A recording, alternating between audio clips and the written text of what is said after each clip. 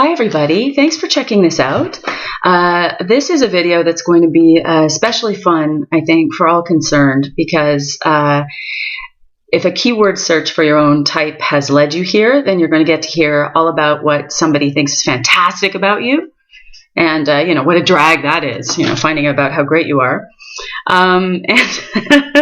And for me, it's going to be wonderful because in order to put this together, I had to go down memory lane and think of hundreds of wonderful memories of all kinds of IN, people who identify with IN types in the Myers-Briggs system. So that was, this is really wonderful for me as well. So the video is going to be split into sort of three sections. One is I'm going to talk about how it is that I can know so many of these types who are very rare in the general population. Then I'm going to talk about what I like about the what qualities that the four IN types share that I like. And then the last part will be me talking about my favorite things pertaining to each of the four IN types. So what are the IN types? We start off with what they all share, although each of these are very, very distinct from one another. What they share is an introverted orientation of their dominant functions, and each of them have the so-called intuition either in the dominant position or in the auxiliary position of their personality types. So they're very creative thinking people and they're very introverted people in the sense of the Myers-Briggs system intends that term. So I would say that I have such a leaning for the company of IN, introverted creative thinking people, IN people. I would even say, and since I've been obsessed with the Myers-Briggs for almost 20 years, I have, the Myers-Briggs has helped me find a lot of these people a lot more quickly than I probably would have otherwise, because I can spot them quite often. And I would even say with my extensive, so much experience socially with different IN types, I say, I'm an IN-ologist.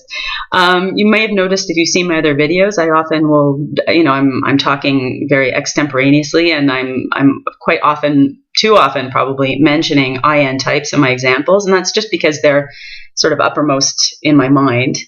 I'd say about half of my friends are fellow extroverts, and half of them are IN types, and an assortment of those, with a real preponderance of the INPs.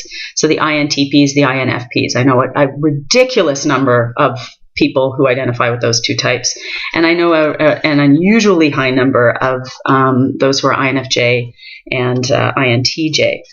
For example, last time I did a count, there are, I think it's 18 INFJs that I have, more than a passing acquaintance with, and several of those are among my dearest friends.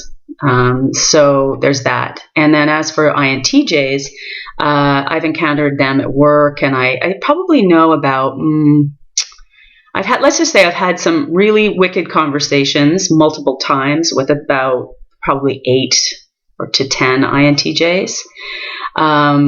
This also goes back to my family as well. My dad's an INTP, and my brother's an INTP, and my uncle is an INTJ, and we all get along really well and have lots to talk about and enjoy each other's company. So, it was kind of from the cradle I was exposed to an INT-related sort of mental stuff. And it has been the case that, INFPs, just again, my credentials for knowing about the INFPs, almost all of my girlfriends have been INFPs. And many, many, many of my very good friends have been INFPs. And even I was kind of shocked. I did a head count not so long ago of how many INFPs I'm linked to on Facebook. And keep in mind, I'm only linked to about 300 people.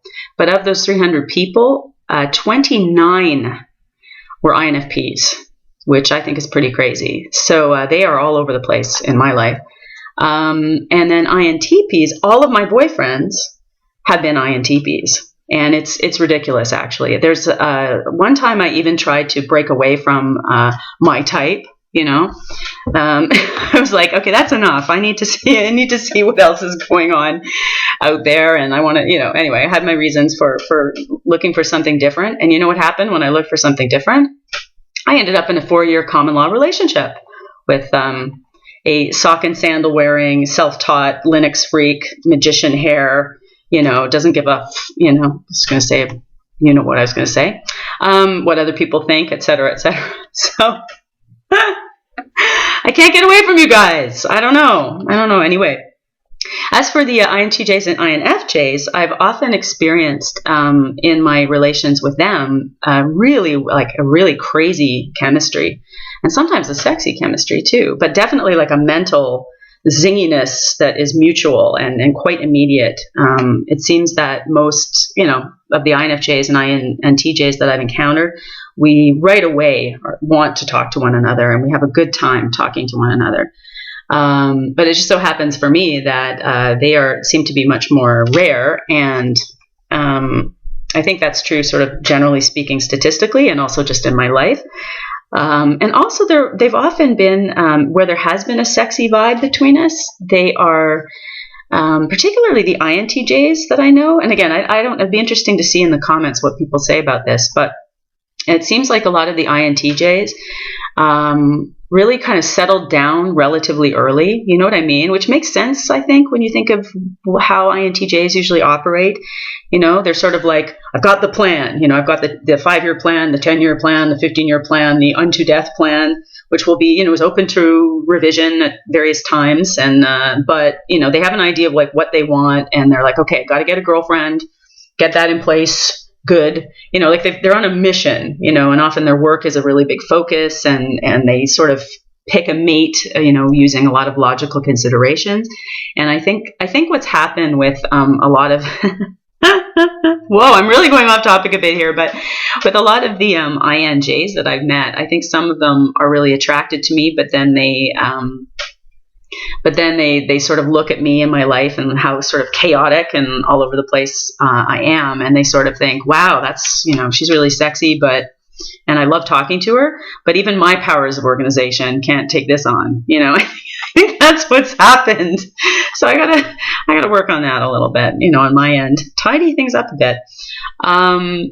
All right, so that's now I know that a lot of people too, when I make mention of how many of these really rare types I know, some of them represent 1.5% of the population. They're 1 to at most 4 percentile types, each of these. And I can understand why people are so skeptical, and they're like, well, how can one person possibly know that many of these very rare types? And I think I can explain that. One of them is that I'm in a really, although my work is, how I earn my living has to do with sort of sciencey, a little bit of science, I don't want to go into it. It's, not very suitable to me. But it's kind of got a bit of science in it, and it's in the corporate world. But the thing is, I'm, very much an arty fart, and that's in my background. That's in my interests. It's in it's what I do, extracurricularly. And what I notice is that while all of these different types, these 4 IN types, not all of them are, for example, not all the INFPs are professional artists, but yeah, I mean, I do know painters who are INFPs, and writers who are INFPs, and tattoo artists who are INFPs, and graphic designers, and whatever. And even the ones I know that are, and then as for the INTPs, yeah, I know, for example, my good buddy Adam, he's an INTP, he's an electrical engineer, but he's also a cartoonist, and he made this little birdie here from, that's a present from him. He does really interesting visual stuff, and is very artistic. So that's what I find, is that's first of all, many of us are running in the same circles in our leisure time, if not our professional time. It's pretty hard, I think, to find an IN, an INFP, an INTP, an INFJ, an INTJ who doesn't like art.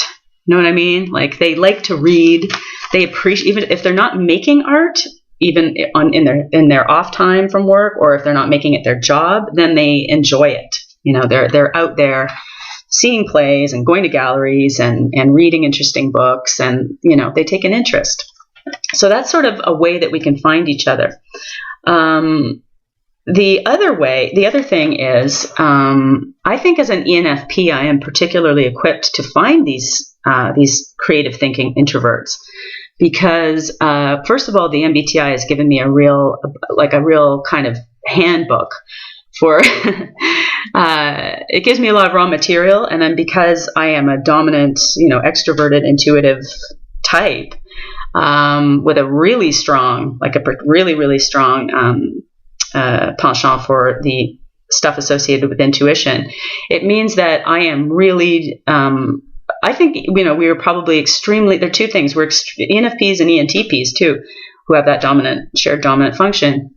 I think we might be particularly equipped in some ways to find these, to actually spot these rather rare types, and also then to engage and interest them, which is a whole other matter. I'm